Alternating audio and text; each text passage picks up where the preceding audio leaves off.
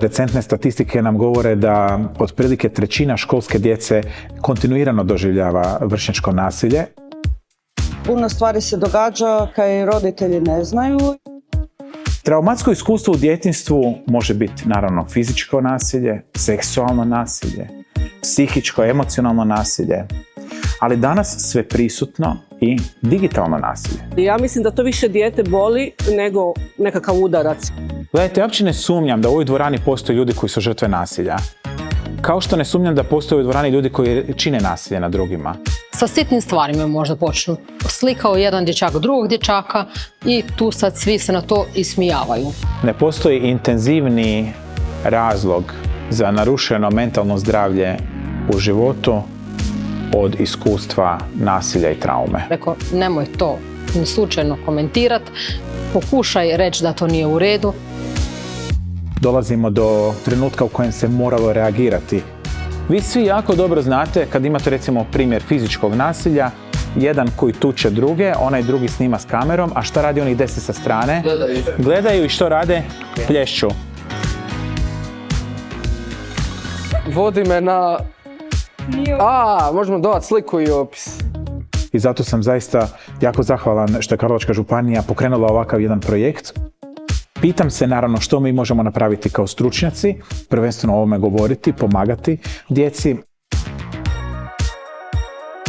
Pitam ko je počinitelj nasilja, zašto čini nasilje? I kaže to dijete, 6. 7. razred. Ne snima su kod kuće. Pazi ovu dubinu, čoveče! Važno je imati nekog na koga se možemo osloniti, zato jer s tim razgovorom te zapravo izgovaranjem našeg problema riješimo većinu, zato jer progovorimo. Reći o najboljem prijatelju i lakše se možda osjećamo. Jel neko zapisuje i dijeli petice ovim ljudima, mladim? Ono što je meni posebno važno, to je zapravo senzibilizirati roditelje što oni mogu napraviti više, a da bi naša djeca bili danas i sutra mentalno zdravija. Ako je vas tu 40, statistički 15 djece su žrtve nasilja, a od tih 15, 2-3 će se povjeriti da je to tako. Svi ostali šute. Možda nešto i primjećujete, a možda i ne.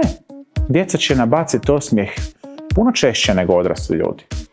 Dakle, kontinuirani pristup. Mislim da bi trebalo možda čak više takve predavanja da bi doprlo do djece i do nekih roditelja. Ova kampanja daje jedan dobar temelj za koji vjerujem da će se onda nastaviti i dalje. Poučna je cijela ova kampanja za školu, za roditelje, za društvo. I da se zapravo proširi broj djece i broj škola i uključenjem većeg broja stručnjaka zapravo će omogućiti jedan kvalitetan dugoročni rezultat. Jako dobro što smo danas imali i stručnu pomoć i ukazali na probleme mi sami, a također i doktor koji je nama ukazao na nekakve moguća rješenja tih problema. Ja imam toliko pacijenata koji kažu da nikad nisu čuli volim te od svojih roditelja. Jer tako se to kod nas ne govori. Neka božićni poklon, i ne samo božićni, 365 dana, bude zagrljaj. To ne košta ništa. To je protuotrov. Nemojte ljude izolirati, nemojte ih omalovažavati, nemojte ih vrijeđati.